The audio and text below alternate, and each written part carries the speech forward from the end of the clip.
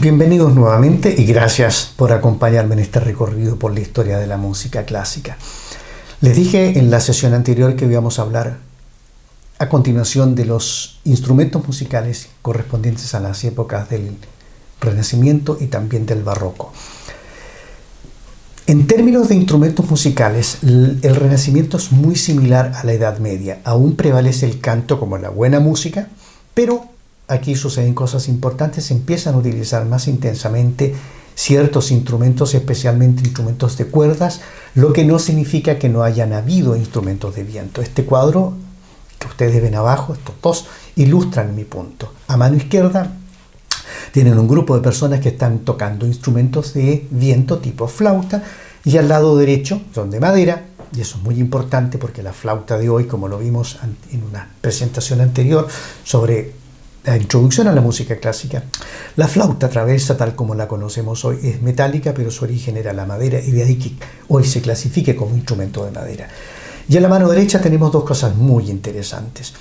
Una de ellas es que están un grupo de personas haciendo música y hay damas tocando instrumentos de cuerda. Y eso es importante. Las damas en esa época también estaban presentes en un momento agradable de hacer música. Así lo retratan por lo menos las fotografías de la época, que son en este caso los cuadros.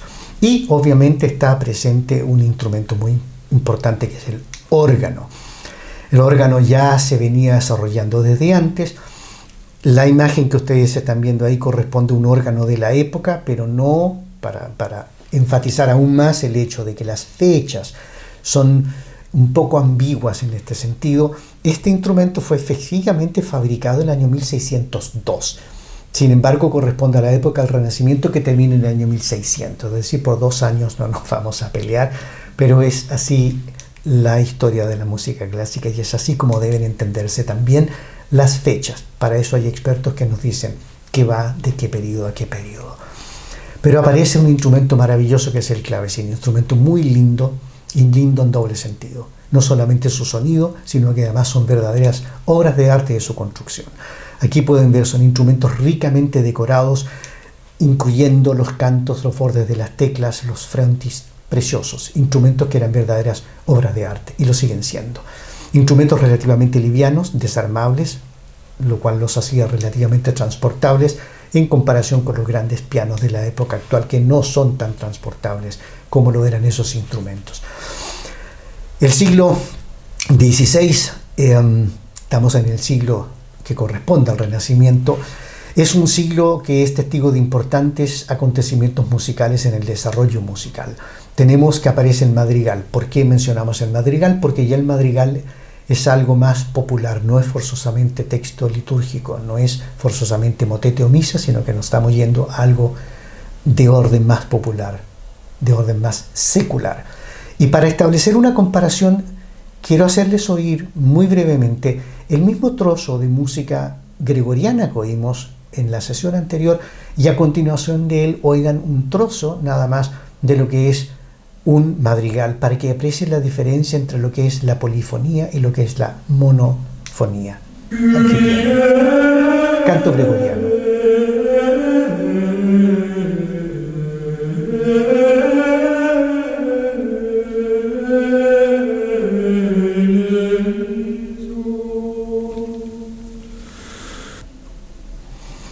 Ahora, madrigal.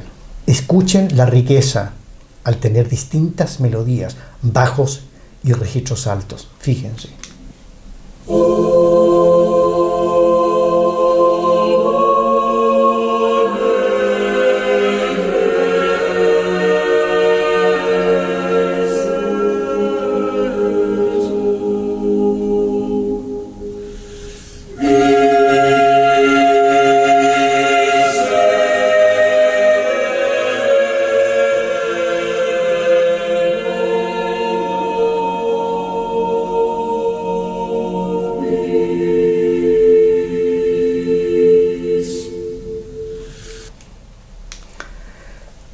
Aquí lo tenemos.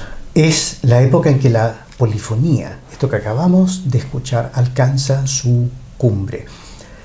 Es la época, este renacimiento, es la época donde se crea la tradición de la música instrumental. Venimos de una época en que era la música vocal la que predominaba. Aquí se empieza a asentar la música instrumental y la música además se empieza a imprimir. Por favor, den un salto atrás en su imaginación y piensen lo que era vivir en una época donde no había música impresa en términos, hablemoslo así, comerciales, donde solo se tenía que recurrir a ciertas fuentes, la iglesia generalmente, como para poder acceder a esto. De lo contrario no había nada. Se empieza a imprimir esta música y con ella se empieza a propagar. Y dando un avance en los años, ya llegamos al 1600 para entrar en la época del barroco, donde también hay otras cosas muy interesantes dentro del desarrollo de la música. Es la época en que se empieza a buscar una riqueza de contrastes en diferentes planos musicales. Estamos hablando del contraste de lo fuerte y lo suave, de lo solo y el tutti, es decir, un instrumento solo contrastando después con toda una orquesta, a lo que se llama tutti, todos, donde se buscan diferentes colores musicales a través de la combinación de la voz y los instrumentos. La voz individual, tal vez la voz es el instrumento más perfecto, tiene un timbre que es característico. Mi voz, la voz de ustedes es diferente.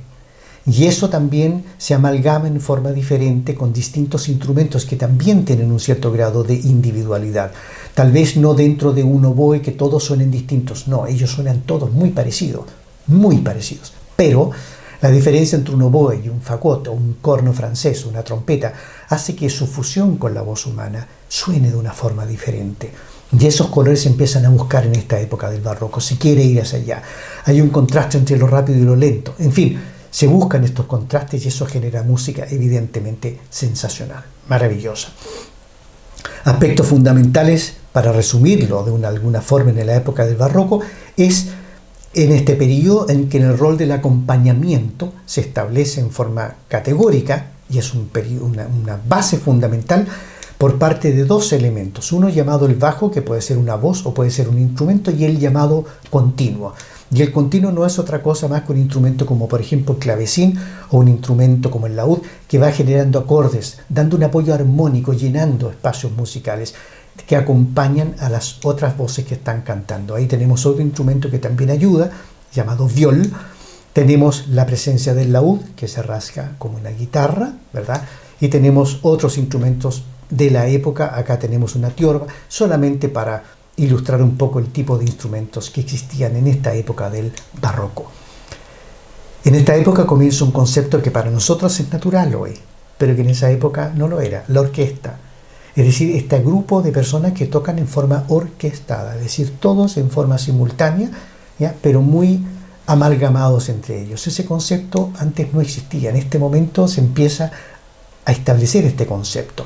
Se establecen los modos mayor y menor. Habíamos visto que antiguamente no existían esto de diferenciar a través del modo mayor o menor cierto tipo de ánimos en la música, un cierto tipo de espíritu, un cierto tipo de invitación aquí a la alegría o a la reflexión, a la tristeza o a la felicidad, en fin. De eso se trata más o menos, en esta época donde se empiezan a establecer en forma bastante categórica. Aquí sucede algo nuevamente en Alemania, en manos de un señor Werkmeister, que descubre un proceso llamado de la afinación bien temperada, una revolución. Aquí hay que pensar en Johann Sebastian Bach, algún día tal vez podamos hablar de él, pero si no, la invitación es vayan y lean sobre el clavecín bien temperado, una obra monumental de Johann Sebastian Bach, donde se pasea por todas las tonalidades que favoreció este proceso de afinamiento llamado afinación bien temperada. Queda tema para el futuro. Es la época de la fuga, del concierto grosso, del oratorio, es decir, una época riquísima en un montón de expresiones musicales, en un montón de avances en el desarrollo de la música. Y nace la ópera en los teatros. Aquí hay un vuelco fundamental porque gana en popularidad porque es un espectáculo. Es el Netflix que tenemos hoy o el cine de hoy, o el video, como lo quieran llamar, porque une todos estos elementos en el escenario de la actuación, del canto, de la música instrumental, pero tienen un escenario ricamente decorado, están sucediendo cosas y se está cantando en un idioma que todos entienden, no es latín, es el idioma natural. En este caso nace la ópera en Italia, estableciendo el italiano como una obra, como el idioma básicamente para la ópera y otros. El italiano nos persigue con mucha claridad hasta el día de hoy en muchas de las expresiones que nosotros usamos en música para definir cierto tipo de cosas. Es así como tenemos las óperas que nacen en Italia y nacen supuestamente en el año 1600 con un señor llamado Jacopo Peri, que compone una obra llamada Eurídice.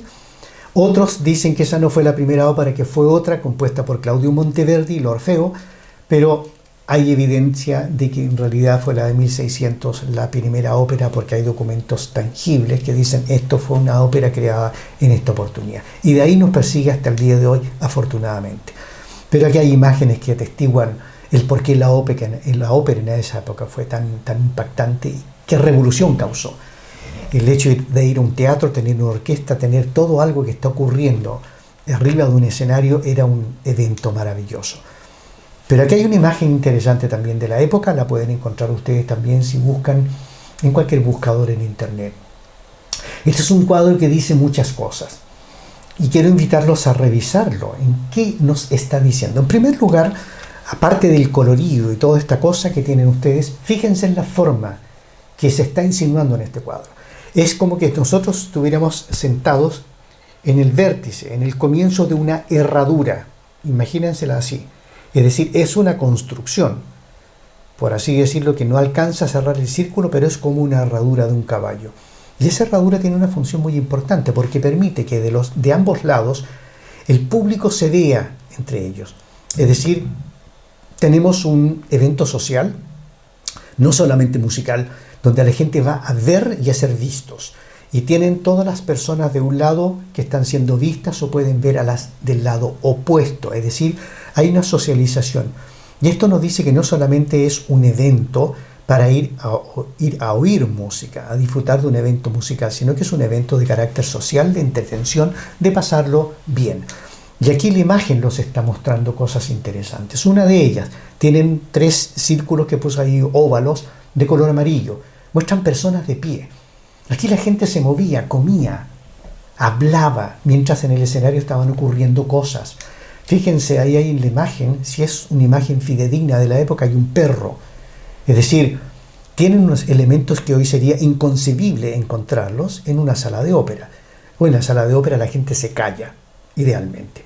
Ojalá no tosiese, ¿ya?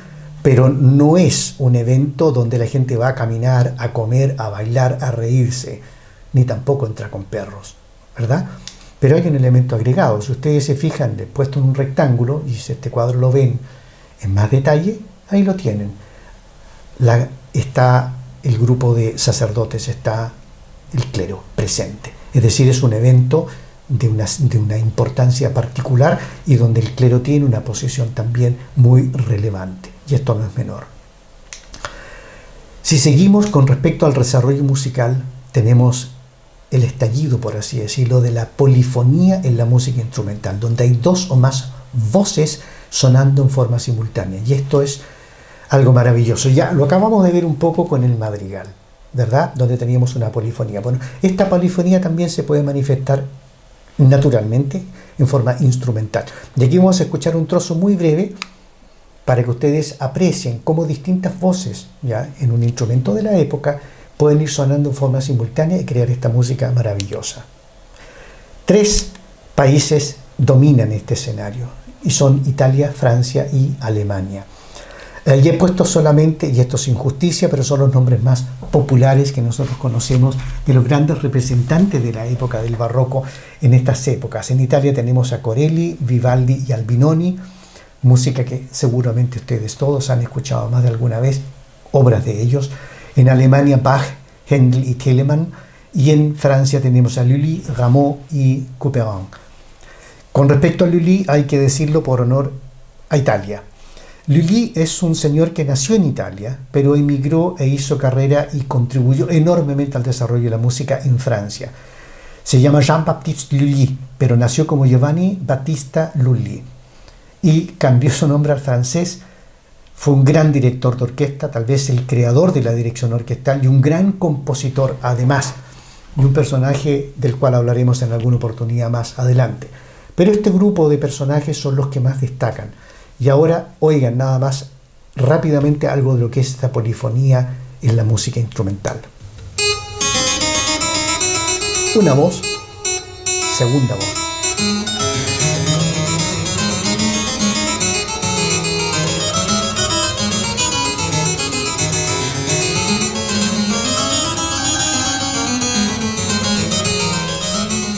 Eso es un modesto ejemplo de lo que es la polifonía, porque puede ser aún más compleja y aún más hermosa. Y aquí hay una reflexión que no es menor. La polifonía musical permite algo que la palabra del ser humano no permite. Si ustedes tienen 2, 3 o 4 o 5 personas o más hablando al mismo tiempo, no van a entender nada. Va a ser un desorden horroroso. No así con la música, y eso es una maravilla, porque cada instrumento va a ir tocando una melodía y pueden tener 6, 7 u 8 melodías simultáneas, bien compuestas, y tienen una obra maravillosa que una conversación humana jamás va a permitir. En esa música se pueden entender muchas cosas. Cuando 5 personas hablan al mismo tiempo no se entiende nada. Maravillas de la música. Ahora, un detalle interesante sobre el que quiero llamar también la atención. Esa foto que ustedes están viendo en la pantalla, ojalá la vean después con un poco más de detención, también sacada de internet, pueden ver que es una partitura, es una obra original escrita por Juan Sebastián Bach y corresponde a un concierto para piano de su catálogo 1052. Y la pregunta es una: ¿qué nos dice Juan Sebastián Bach o Johann Sebastian Bach respecto a cómo interpretar esta obra? Si alguno de ustedes tiene un instrumento a la mano o toca algún instrumento y le ponen esto al frente, no tienen prácticamente ninguna indicación. Esto es una partitura para una obra con orquesta. Hay una figura en el rincón superior izquierdo que no la he podido descifrar. Luego hay un texto que dice Concerto a cembalo concertato. Punto. Nada más. ¿Ok? Es decir, es un concierto para cembalo en orquesta, por así decirlo. Y finalmente hay un recuadro que dice se toca todos esos 2 instrumentos al unísono. Es decir, no son diferentes melodías. Eso es todo. Juan Sebastián Bach en esa época, lo mismo que todos los compositores del barroco, no ponía más indicaciones a su música. Es decir, los músicos de la época tenían que tener una formación muy sólida para saber interpretar lo que estaba puesto en el papel. Y eso es una tarea no menor. Pero con ello, estos compositores daban libertades, que las vamos a escuchar más adelante. Eran libertades en el sentido de que uno podía interpretar la obra un poco con un relativo grado de libertad. Al respecto los invito, vayan a YouTube, ya están aquí, pero no se vayan ahora, y vayan a Leonard Bernstein, el famoso compositor, director de orquesta y pianista norteamericano, gran pedagogo, que hace un alcance respecto a un concierto de Bach donde toca un señor llamado Glenn Gould, un pianista canadiense, lamentablemente fallecido y terriblemente joven, lamentablemente. Pero hablan de un concierto y justamente hace referencia a esta característica de que Johann Sebastian Bach no nos dice nada, pero hace un alcance maravilloso y lo quiero citar como ejemplo. Y es el siguiente: cuando William Shakespeare da las indicaciones para su obra Hamlet, su obra teatro, donde está la gran pregunta, ¿ser o no ser? Esa es la pregunta. Shakespeare no da ninguna indicación de cómo se debe declamar eso. La información es muy escasa, es de la época. Y la pregunta es ¿ser o no ser? Esa es la pregunta. Bueno, ¿dónde está el énfasis? ¿Qué debo destacar? ¿Ser o no ser? Esa es la pregunta. O sea, es el ser. ¿O es ser o no ser? Esa es la pregunta. El énfasis está en el no. Momento. ¿Y qué pasa si digo ser o no ser? Esa es la pregunta.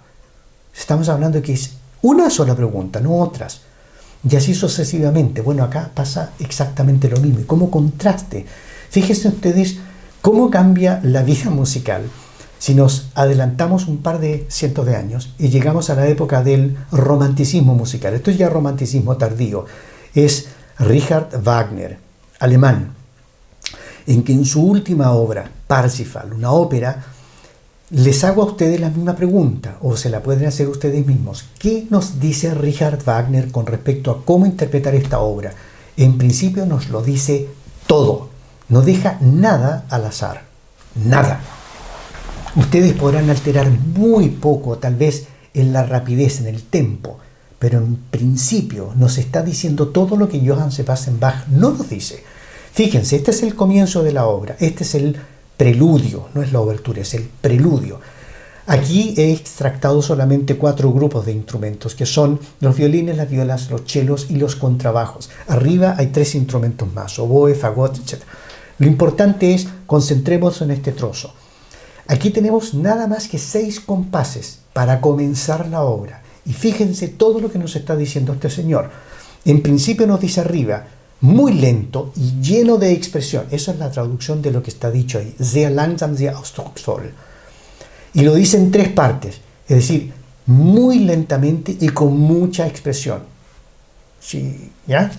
Segundo, empiezan a aparecer esas letritas P, eso significa piano, es decir, sonido audible pero no muy fuerte, piano. Las tiene en esos lugares, pero al centro, entre los pianos de la izquierda y de la derecha, hay unas Fs, eso significa fuerte, pero no tan fuerte, ¿ok? Si fuera muy fuerte serían 2 F, o si fuera mucho más fuerte serían 3. ¿Ok? En otras palabras, lo que nos dice Richard Wagner es que entre ese piano del comienzo y ese piano del final hay un aumentando y un crescendo y un diminuendo. Es decir, en 5 compases nos dice toda esta información. Y luego, cuando ya hemos llegado al 5.º compás, nos dice que las notas que siguen después de esa P son più piano, o sea, aún más suavecito que como se estaban tocando antes, para finalmente llegar en el 6.º compás para decirnos que eso es doble piano. Es decir, en 6 compases y le falta la obra completa, que es un libro de este porte. ¿Okay? Son 4 horas y media más o menos de música, donde para cada uno de estos compases estas indicaciones están dadas. Esas son diferencias fundamentales entre lo que era la época del barroco y la época del romanticismo, por citar un ejemplo. Volvamos a nuestro tema para ir concluyendo. Desarrollo musical. En el barroco hay relativamente pocas variaciones en el ritmo de la música que se está tocando. Es un poquitito como un motorcito, como máquina, ¿ya? Lo que no significa que sea sin expresión y que sea feo, por favor. Existen muchos ornamentos y trinos. ¿Qué son estos trinos? Son algo maravillosamente interesante y gratos al oído, sí que son bien tocados, por supuesto. Ahí tienen unos cuantos ejemplos de qué es lo que se hace con estos trinos. Los trinos no es otra cosa más que unas figuritas que se hacen con los dedos, ya tocando notas. Estamos hablando en este caso de un teclado. Volviendo siempre esa nota, teniendo esa nota central como el pivote, pero son adornos, son ornamentos. Y hay uno en particular que es sobre el que quiero llamar la atención, que es ese, donde no vamos a entrar en detalles porque yo quiero que lo oigan, porque es muy interesante el efecto que puede producir. Fíjense, vamos a escuchar una obra de Juan Sebastián Bach. Es una fantasía en la tonalidad de Do menor. Do menor. Menor en este caso es el modo, que significa que es algo un poco más melancólico, tal vez más nostálgico, por decirlo de alguna forma. Vamos a oír 3 versiones. La primera es la original, es decir, tocada en un clavecín. La segunda son 2 interpretaciones. Una es ambas son en un piano de cola moderno y por 2 intérpretes diferentes, para que ustedes vean la libertad que se permiten el uno y el otro en relación a la velocidad, que se llama en música tempo, y cómo manejan la dinámica, es decir, los volúmenes. La primera cosa que les quiero decir es: observen la dinámica, el volumen, los cambios de ello, no quiero interrumpir la grabación, la velocidad, o sea, el tempo, y los trinos, obviamente, porque por eso les estoy poniendo este ejemplo. Ahora, van a ver ustedes aquí un pequeño video, y a medida que vamos avanzando en ese video, yo les voy a ir marcando donde aparecen los 2 primeros trinos, estos 2 primeros ornamentos. Luego no quiero interrumpir la imagen, solamente quiero que oigan cómo estos adornan la música y la van enriqueciendo, sé que son obviamente bien tocados. Yo les voy a mostrar entonces ahora este pequeño video en clavecín de esta fantasía en do menor. Ahí la tienen.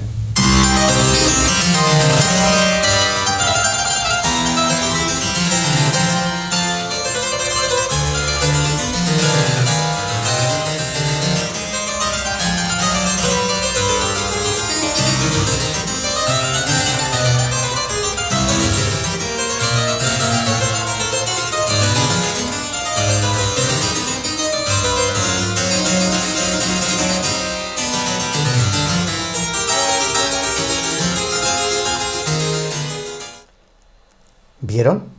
Ahora vamos a hacer lo siguiente, vamos a oír, ojalá a escuchar, que es otra cosa, dos interpretaciones, dos intérpretes rusos, dos fantásticos intérpretes rusos. El primero, Yevgeny Korolyov, que va a tocarnos esta música en un piano de cola moderno. Escúchenlo.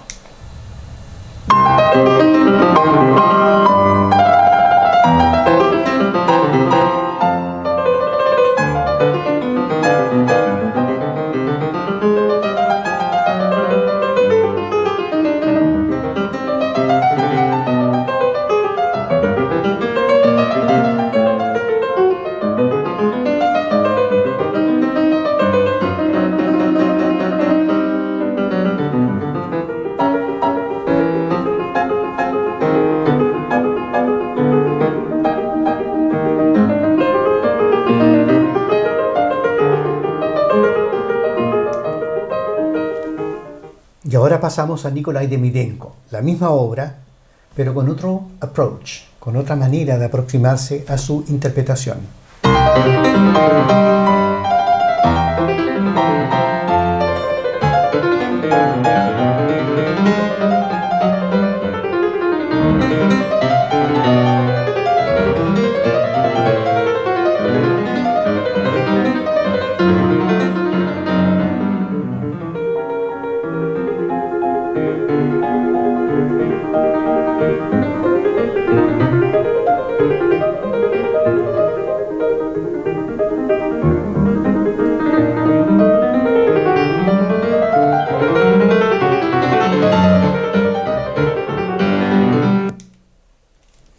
Ahí tienen un gran ejemplo de las libertades que permite la interpretación de una obra sin el compositor no ha especificado cómo él quiere que se interpreten. Para ir concluyendo, en la época del barroco, en los instrumentos musicales, tenemos un fenómeno extraordinario. Todos los instrumentos de cuerda de esta época, violines, violas, chelos, eran instrumentos que ya eran perfectos, perfectos a los estándares de hoy. Las marcas como Stradivari, Amati, Guarnieri, Montagnana ya estaban desarrolladas. Las cuerdas sufrieron un poco de cambio positivo porque dejaron de ser las típicas cuerdas de tripas animales que no tenían la potencia que tienen las cuerdas sintéticas de hoy, que permiten una mayor sonoridad más adecuada a las salas de concierto actuales, que no eran la norma de la época del barroco en esos años.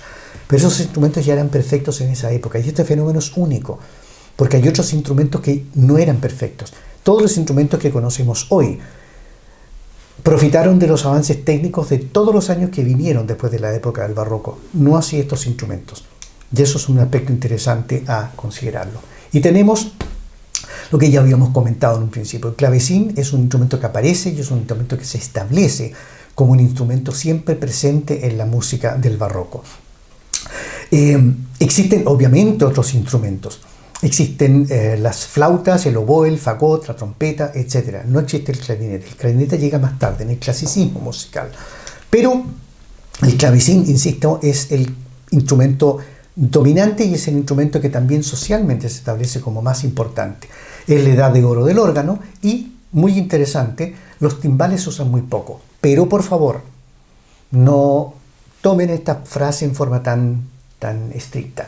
Se usan muy poco, lo que no significa que no se usan.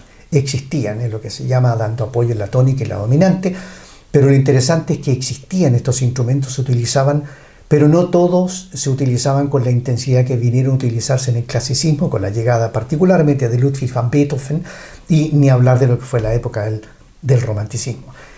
Y como prueba de lo que les estoy diciendo, de que los instrumentos existían, el propio Johann Sebastian Bach compuso una obra en su oportunidad llamada así, escucha: suenen timbales, resuenen trompetas.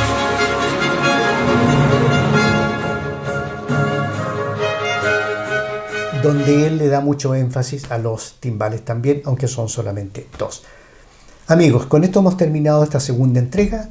Era mi intención tratar de ilustrar un poco estos aspectos y los invito para la próxima sesión donde hablaremos específicamente del clasicismo musical, época también maravillosa, abordando los temas que ustedes ven en la pantalla. La sociedad de la época, los instrumentos musicales y cómo la música del clasicismo se desarrolló. Los espero. Muchas gracias.